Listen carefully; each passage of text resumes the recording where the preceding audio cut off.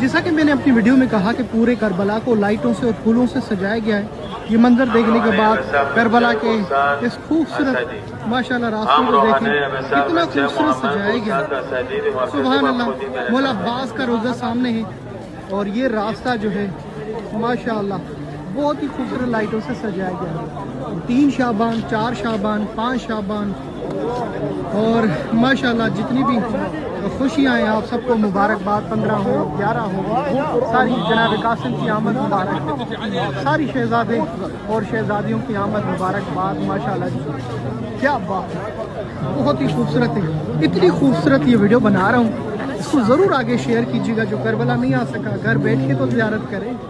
सुभान अल्लाह।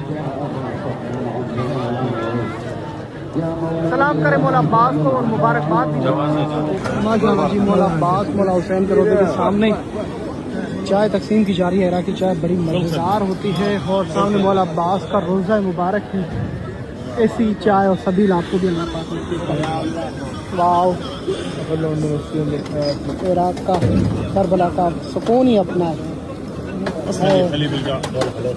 सुभान अल्लाह। वाओ,